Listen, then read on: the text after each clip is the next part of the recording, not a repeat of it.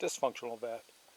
Right here, I've got a black line, and this goes underground across here. I don't know if you can see that clearly. Need to clean my... See how the dirt is disturbed? And it comes over here to the hole right there. See, the black line comes up and it goes up to the control box. So what I'm doing is I'm running a wire through that. The extension cord that you see there is what's going to be carrying the line, and I've blown, using air pressure, a string through there. I'm going to show you how to do that in about 1 second. But in the meanwhile, I have the string using black electrical tape tied onto it. So now we're going to pull that through there. And the way I'll do that, since I'm working solo and my dogs don't have juxtaposed thumbs, I'll pull some slack and then I'll come over here and feed this in, pull some slack, feed it in, pull some slack and feed it in. So let's make that happen.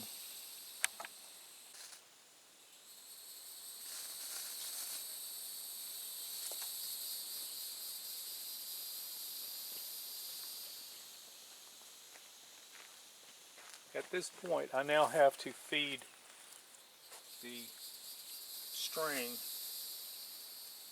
and the wire into this thing, because as it stands, it won't feed by itself. So I've got that in partially.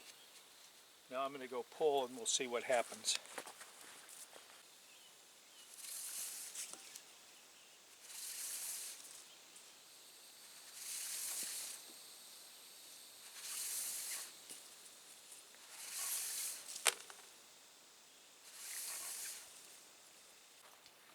The wire is now out on the other end. Let's take a look at that. You can see my canal that I'm cutting here, and I'm putting the tube in, and you can see where it comes up right over here, and the wire is out.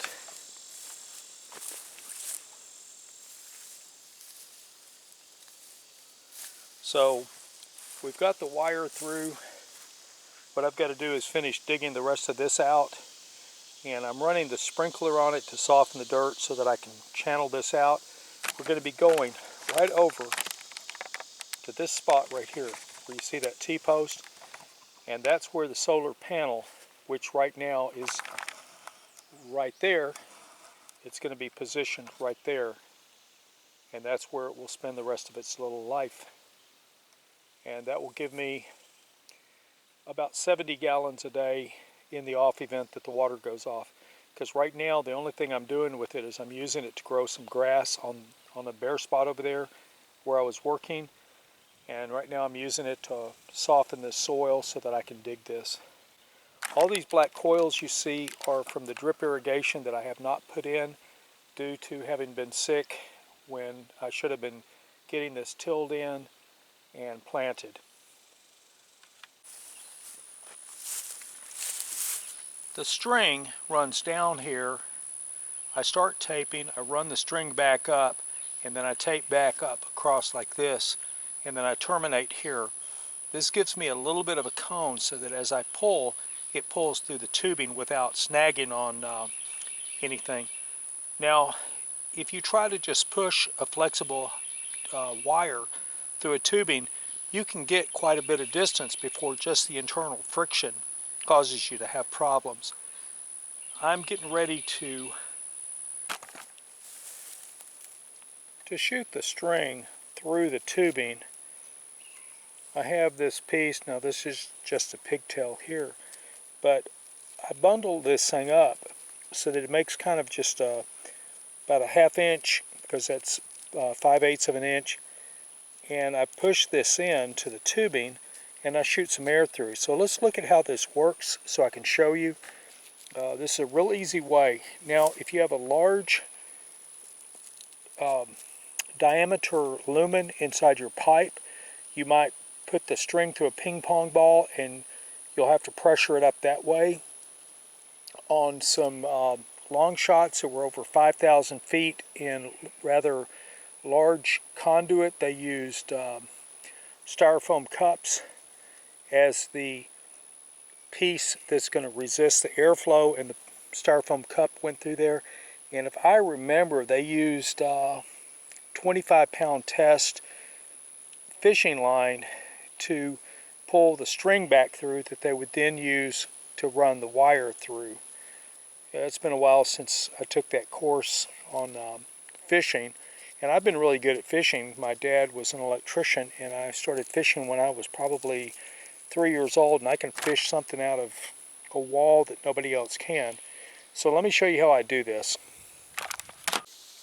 As stated, on really long runs, most people that are passing lines through a long distance will use something like fishing string because it's cheaper for these long distance runs, and it's a real pain to coil that stuff up. So let me show you how this is done in real time. I'm going to pass this through like so. You'll see it shoot out here. Just take it, stuff it into the tubing like so. Push it in there pretty good. Now one of these strings would be the one that's we're going to fish back with, and then hit it with high pressure inside there. You'll notice I'm putting my thumb over it to keep some of the air from coming out.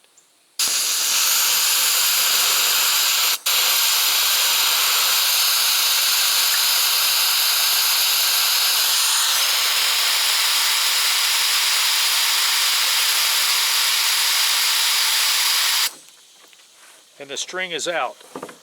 Again, all this is just wrapped together and then kind of flayed together.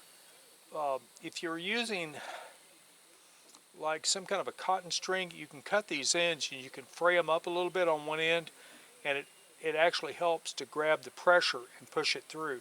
But as you can see, just using some air, we can run the wire, the string through, and then we can pull our wire through with very little effort.